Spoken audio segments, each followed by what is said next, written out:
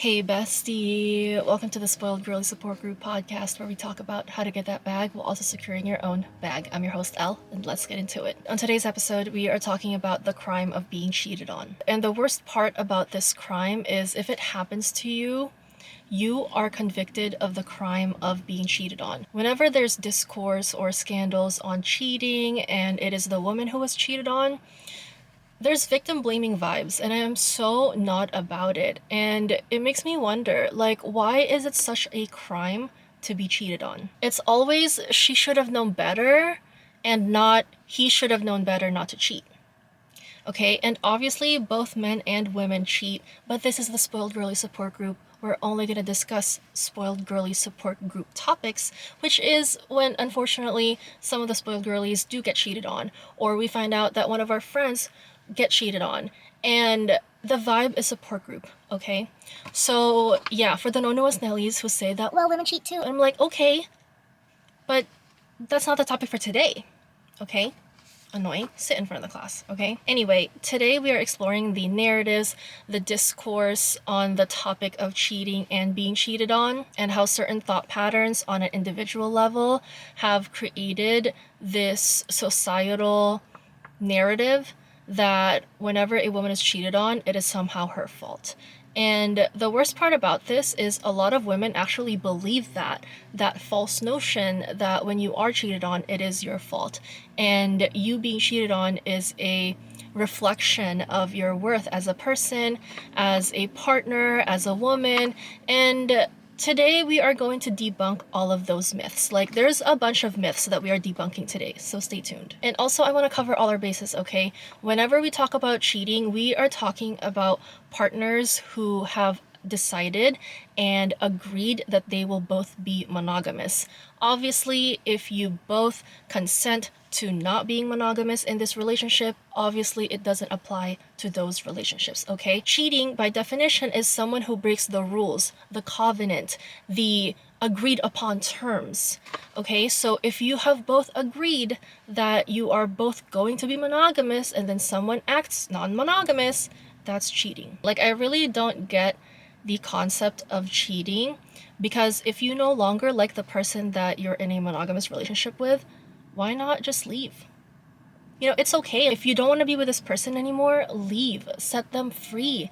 And set yourself free so that you can find the person that you really want to be with. So whenever people cheat, it's giving low impulse control. It's giving two-faced behavior. It's giving low integrity. It's really not giving good decision-making skills. It's not giving head of household. It's not giving leadership. It's not giving macho. It is actually one of the most cowardly things you can do as a person when you really think about it, because you want to have your cake and eat it too at the expense of someone else's pain. It's just so icky, and I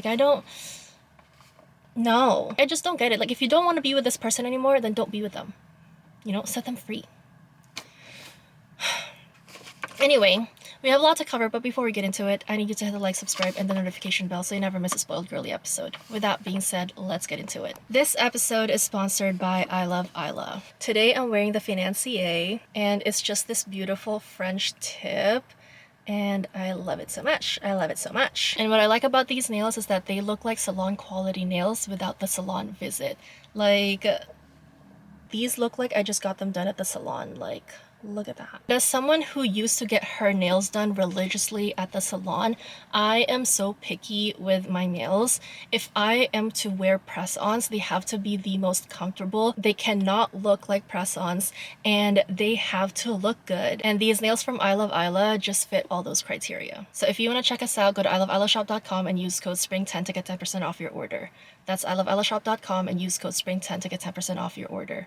Now back to the topic.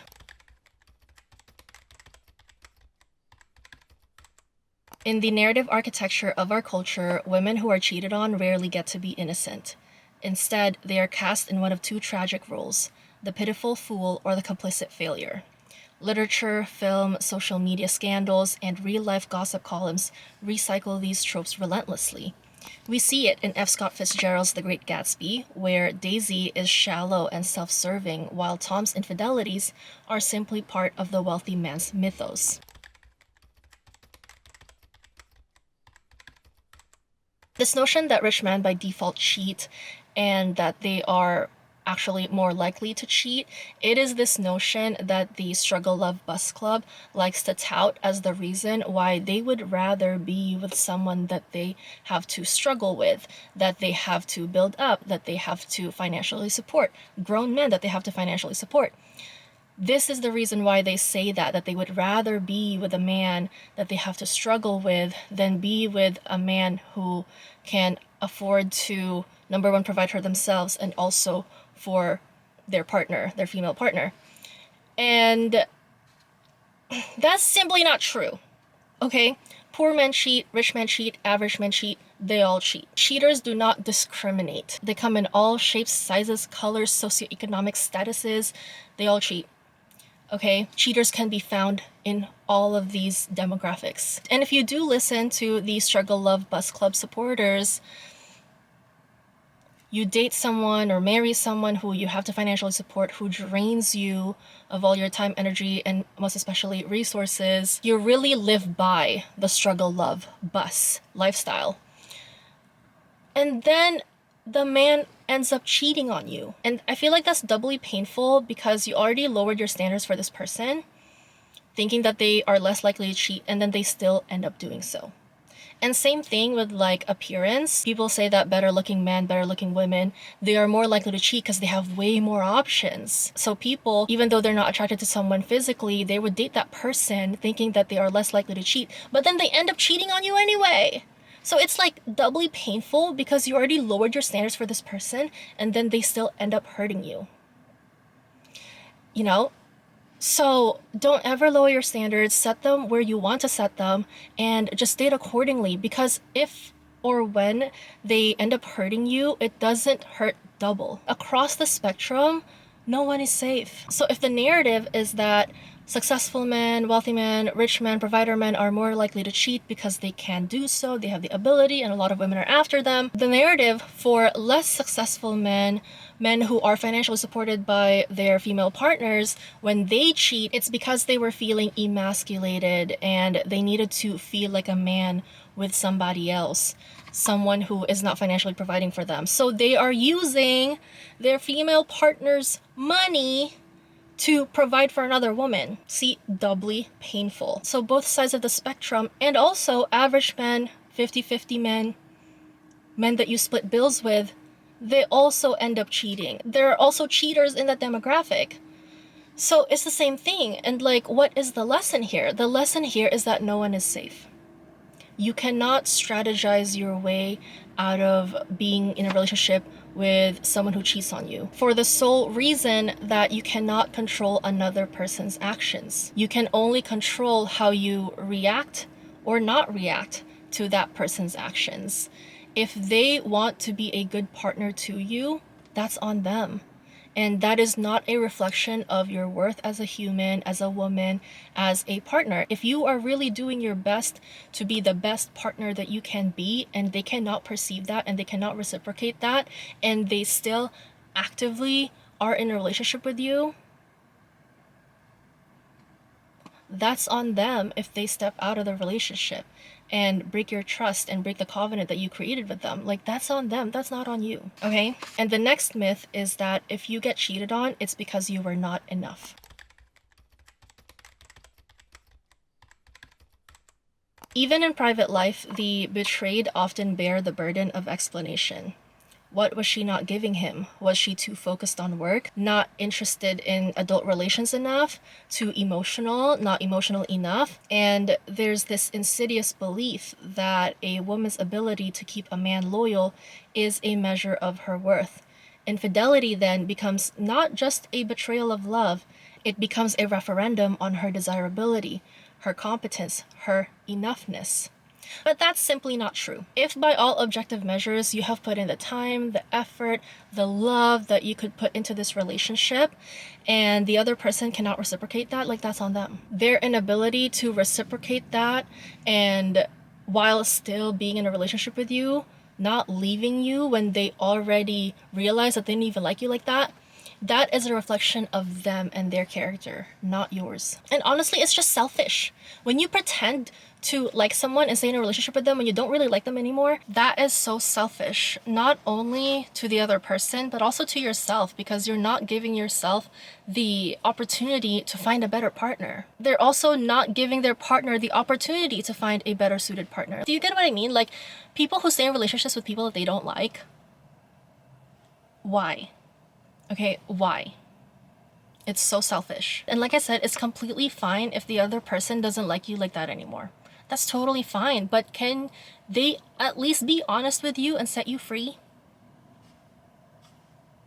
Right? Like, what? And this reminds me of this phenomenon that happens when married couples, they open up their relationship. They both agree to be non-monogamous, and a lot of the times, due to the nature of male-female dynamics, women don't have a hard time finding partners. So then the husband realizes that it is actually much harder for him to find a non-monogamous partner, and then their wife has all these options, and then the man decides to close the relationship because he finds that out. And it just makes me wonder, maybe the reason why men cheat on women instead of just leaving their partners and then pursuing a relationship with other people, maybe the reason why they do that is because of scarcity mindset. They don't think they're gonna find as good a partner as their wife. They don't think they're gonna find a partner who can put up with them as much as their wives do. So they would rather cheat on women so that they can have their wife as a backup or their girlfriend as a backup. And it also makes me realize that, why do you need this kind of attention from so many people? And I think it just points to low self-esteem. Like, you need multiple different partners to tell you how amazing you are, to make you feel loved and this and that. Like, is that why?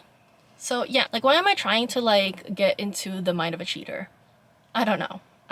But anyway, like I said, it is completely fine if your partner doesn't like you like that anymore. They can leave and they can set you free with this information that your current partner doesn't like you anymore so that you can move on. But to stay in a relationship and make the other person think that you still like them like that, all while endangering their health by engaging in adult relations with other people, like, that's just low integrity behavior. And if you have ever been cheated on like that, like, just always remember that it's not a measure of your character flaw. It's not a measure of you not being enough. Like, it's a measure of them having low integrity to tell you how they're feeling and taking the cowardly way out. Like, that's not your fault. Okay, like, that is not a measure of how amazing you are, how enough you are. Like, no, it's this person's the problem. A lot of women will think that like it is a measure of their worth, like they're not worthy enough. But if someone cheats on you, that is number one proof that they were never worthy of you in the first place. Okay, that's it, point blank period. So why are you questioning your worth over someone who wasn't even worthy of you? And the next myth is that it is mostly the other woman's fault. She tempted him.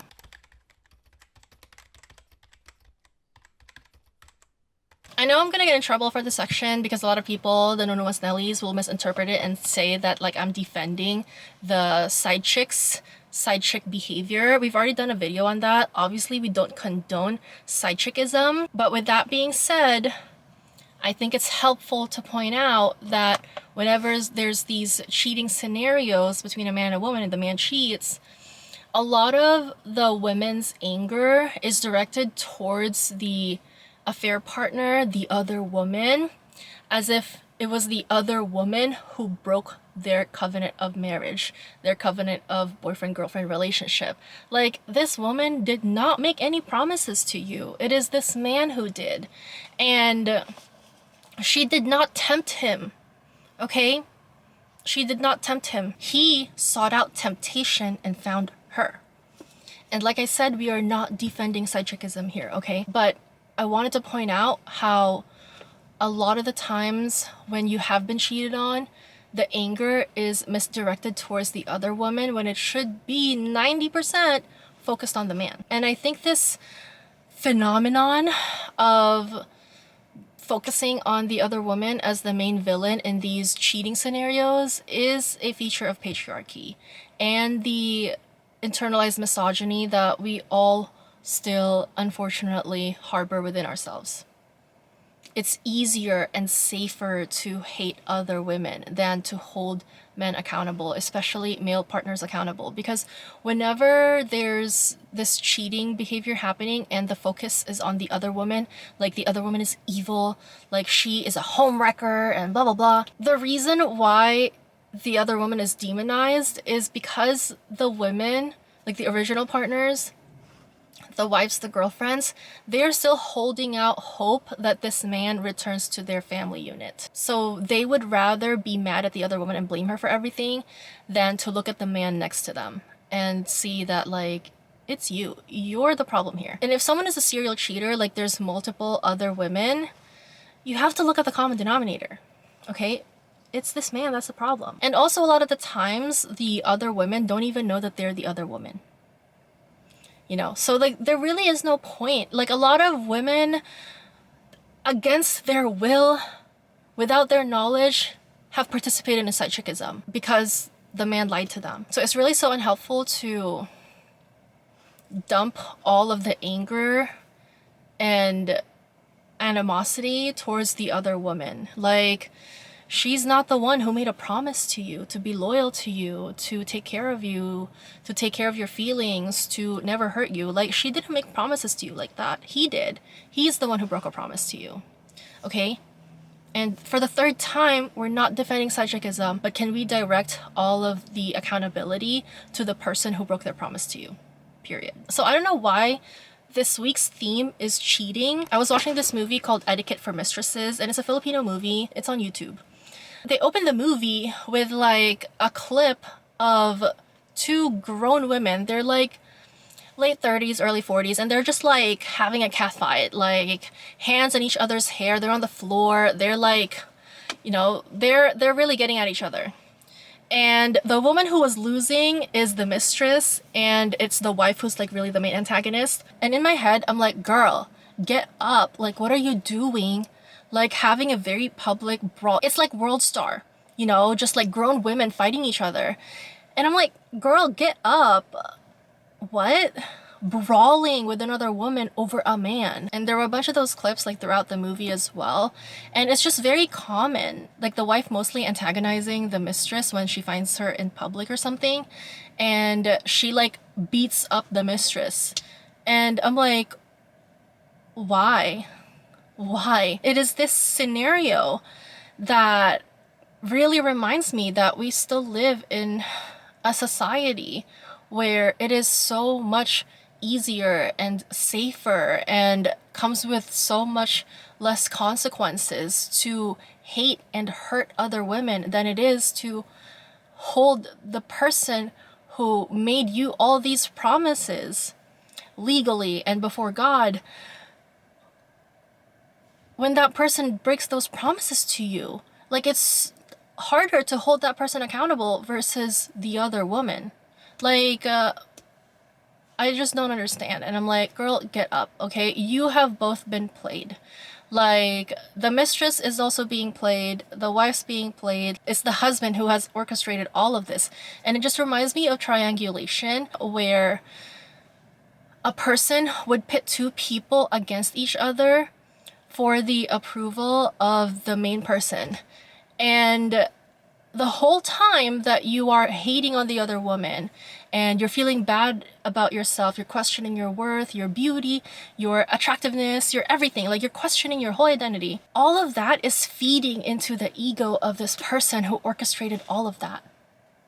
Like, they want you to hate the other woman. They want you to hate yourself. It's so gross. And once you recognize that, you know what? If a partner cheats on you, thank you. Thank you for giving me the information so I can now move forward. Like, you are dead to me. Bye. Like, that's it. Like, you should never be worried about someone stealing your man, because if he can be stolen, that's not your man.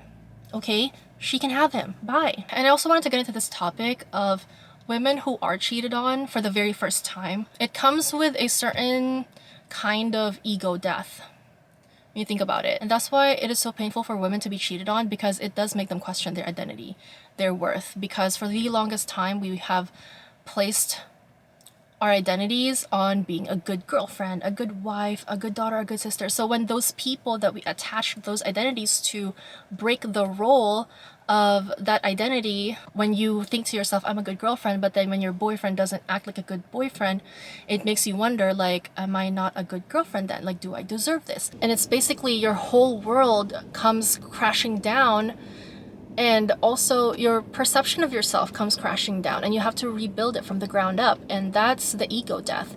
It's the death of who you thought you were. And while it is painful, and I don't wish this ego death on anyone, but when it does happen, you can rebuild your ego from a place of fullness, from a place of not having to tie it to anyone else, from a place of not having other people dictate who you are anymore. You will just have a better perception of yourself. And hopefully it doesn't happen the next time someone hurts you the same way. Like, that's a reflection of them, not you. And the next myth is that when a man cheats on you, you are now ruined.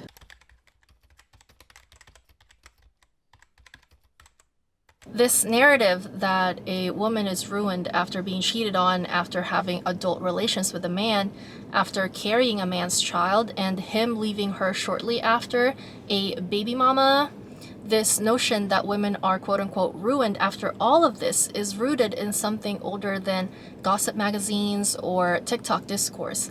It is rooted in the commodification of women in marriage, where fidelity was not a symbol of mutual devotion, but a contract to ensure paternity.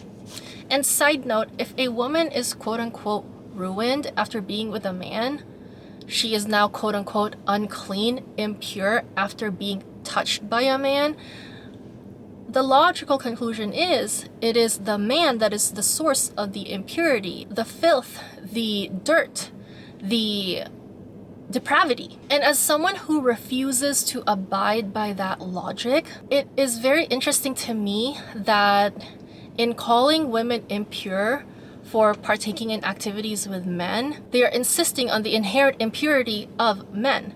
So in hating women, it actually reinforces the self-hate that they have for themselves.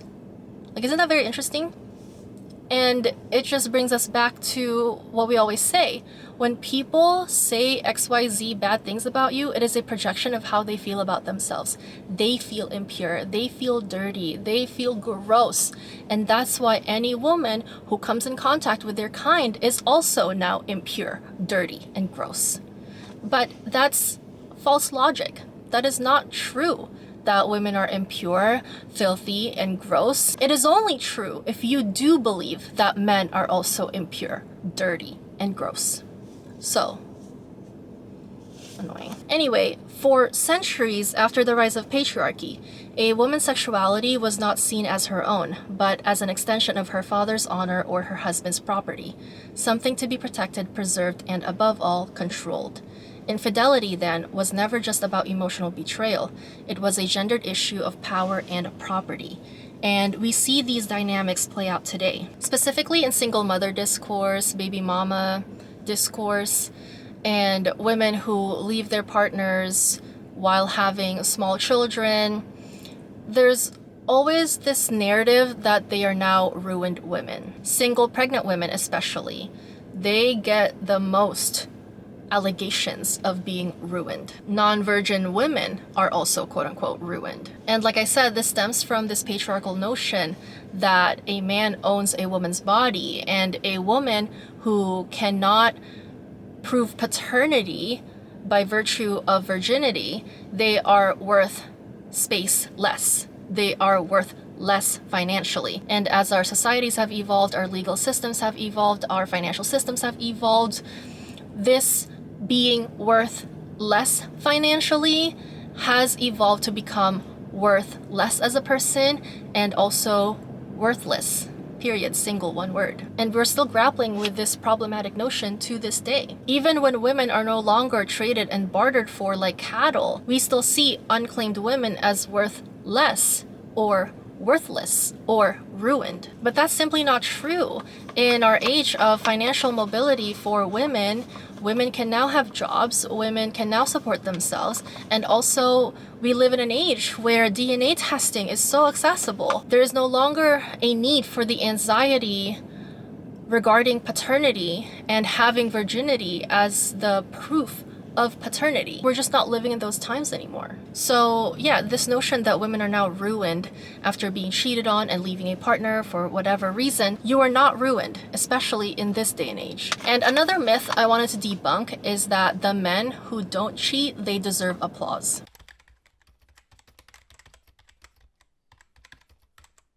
I read this one quote on TikTok and it says, all men benefit from the actions of some bad men. So whenever we celebrate men who don't cheat, which is the bare minimum, like wow, the bare minimum. Whenever we celebrate them as these unique creatures, it just shows how the standards are literally in hell. Hades adjacent. And that's why I'm proud to be a lover girl. Like I am a lover girl. I know it's not obvious, but I am. I still look on the bright side of humanity. I refuse to believe that people by default are evil.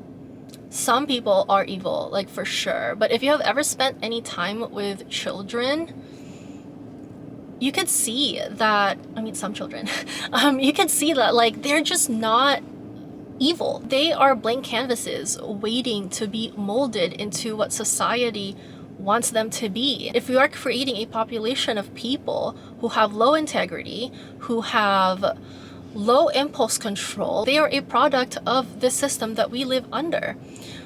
And hot take, believing that they are inherently evil, even when in certain situations the evidence says that they are evil, I feel like it's not as helpful. Because when you truly believe that they are all evil because of the actions of certain people in that demographic, it just lowers the bar for everybody else. So now we celebrate people who reach the bare minimum. We celebrate the people who are slightly below bare minimum, and like, no, the bar for behavior is here. Especially if you meet that bar of behavior. You should set the bar of behavior that you want for a partner the same level that you can meet it. And if no one can meet that the same way, the same level, like they're not for you. Okay, so lowering the standards just because their demographic has historically not met that standard, no, it's not helping you, it's not helping others, it's not helping women, period. And it's not helping these people meet that standard because it is the crime of low expectations. We know they can do better, like against all odds, like we still believe that they can do better. And the last myth is the myth that you could have prevented him from cheating on you. A man who wants to cheat will cheat. Nothing you do, nothing you strategize, nothing you manifest will keep him from cheating on you. Like if a man wants to, he will. You cannot prevent someone from doing what is in their heart to do. And the only thing you can do is take that information and move accordingly. And one of the situations that we are all thinking about right now is this one influencer who shared her romantic life with us and took us through these milestones, meeting and dating and getting engaged and getting married. Everyone was so happy for her. And then a couple days ago, she drops this Instagram story about how this man, after getting married, is now attempting to cheat on her. He wasn't even successful in cheating on her. Like he couldn't even do that right. And oh, she's 4 months pregnant. Call me parasocial or whatever, but like that was very hurtful to me. Like, I don't know why, like I was really rooting for her, and she is still winning in life, honestly. And if you know her backstory, like you would know that like she has been through it all. And for someone to do that to someone who has already been through it all, diabolical, so diabolical. And cheating on a pregnant spouse, diabolical. So diabolical. Obviously, because she is this public figure, a lot of people have a lot to say about it. And one of the common themes of the comments that I just do not vibe with is this notion that she could have prevented it. And it's still this victim blaming vibe. Like he could have prevented it too. He could have chosen not to cheat too. So why is it that she could have prevented it, she shouldn't have done this, she shouldn't have done that. Like, in hindsight, yes, but once again, it is so much easier and safer and more acceptable to blame the woman than it is the man, when all she did was literally exist and grow a child in her womb. Like, she was minding her own business. And for this man to pull that on her, and for people to say that, oh, she could have prevented it, like, yeah, she could have prevented it by not being with him, period. And it's so insidious too, because she is this big self-help creator, and a lot of people think that it was so calculated that the man, like, on purpose did this to her because she is this big public figure and to humiliate her in a way. But it's not working. Okay, it's not working because we refuse to turn on her, because she's not the bad guy here. Okay, we are no longer living in an age where we are so ready to pounce on another woman for daring to love, for daring to believe that a person who belongs to a certain demographic, who has displayed evil acts throughout history, could possibly be a good person. For daring to be optimistic, we refuse to crucify her for that. We refuse to convict her of the crime of being cheated on, because that's not her crime. Okay?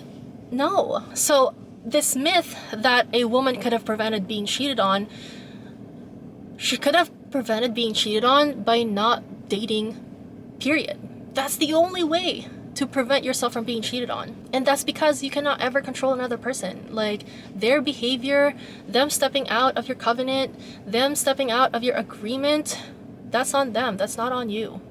And it's never a reflection of your worth, your beauty, your character. Like, no. If you really were such an undesirable partner and they don't like you anymore, they would have dumped you. They would have broken up with you, and they would have left you, but they didn't. Okay, they didn't. They stayed with you and wanted to feed their ego with attention from someone else because they're so insecure, they lack integrity, and they are low on impulse control. Like, no. And like I said, do not ever question your worth because someone cheated on you. They were never worthy of you in the first place. Okay, make it make sense. Long story short, no one is immune. No one is exempt. You can never ever prevent yourself from being cheated on. There's no checklist to make you cheat proof. You know, like, no, whenever people say that, like, do this who doesn't cheat on you, do this, this, and this, I'm like, these things maybe decrease the odds, but like I said, if a man wants to cheat, he will cheat, and that's not a reflection of you, it's a reflection of them. That's all I have for you today. I just wanted to let you know that you have so much inherent worth and value in a world that is hell-bent on devaluing you. Also, go to iloveelleshop.com and use code SPRING10 to get 10% off your order. That's iloveelleshop.com and use code SPRING10 to get 10% off your order. Now get that bag, bestie. Also, bestie, wake up.